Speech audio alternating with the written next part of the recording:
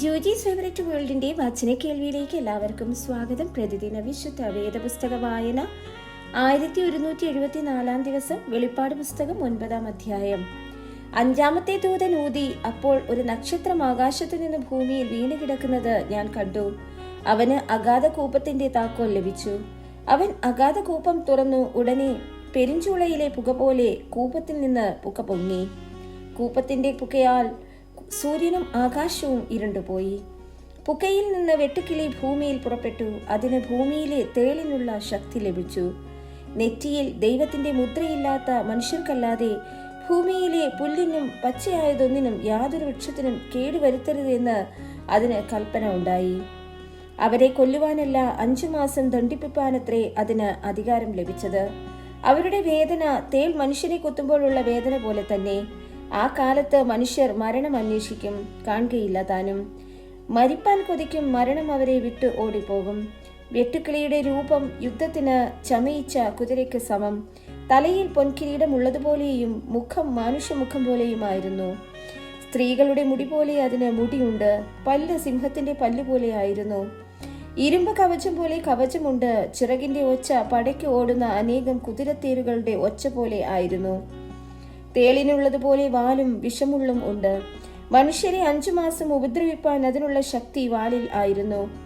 അഗാധദൂതൻ അതിന് രാജാവായിരുന്നു. അവന് എബ്രായ ഭാഷയിൽ അബദ്ദോൻ എന്നും യവന ഭാഷയിൽ അപ്പല്ലുവോൻ എന്നും പേർ. കഷ്ടമൊന്ന് കഴിഞ്ഞു, ഇനി 2 കഷ്ടം പിന്നാലെ വരുന്നു. 6-ാമത്തെ ദൂതനൂതി. അപ്പോൾ ദൈവസന്നിധിയിലെ സ്വർണ്ണപീഠത്തിന്റെ കൊമ്പുകളിൽ നിന്ന് ഒരു ശബ്ദം കാഹളമുള്ള 6-ാം ദൂതനോട്, യൂഫ്രാത്തേസ് എന്ന മഹാതീരത്ത് ബന്ധിച്ചിരിക്കുന്ന 4 ദൂതന്മാരെയും അഴിച്ചുവിടുക എന്ന് പറയുന്നത് ഞാൻ കേട്ടു.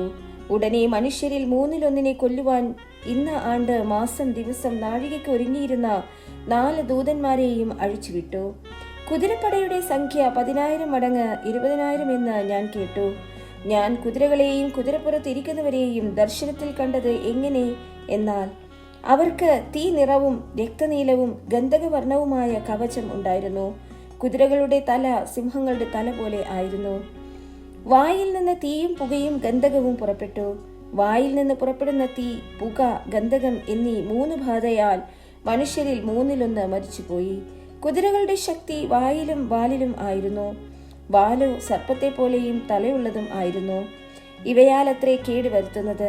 ഈ ബാധകളാൽ മരിച്ചു പോകാത്ത ശേഷം മനുഷ്യരോ ദുർഭൂതങ്ങളെയും കാണുവാനും കേൾപ്പാനും നടപ്പാനും വഹിയാത്ത പൊന്ന്, വെള്ളി, ചെമ്പ്, കല്ല്, മരം ഇവ കൊണ്ടുള്ള ബിംബങ്ങളെയും നമസ്കരിക്കാതെ വണ്ണം തങ്ങളുടെ കൈപ്പണി വിട്ട് മാനസാന്തരപ്പെട്ടില്ല.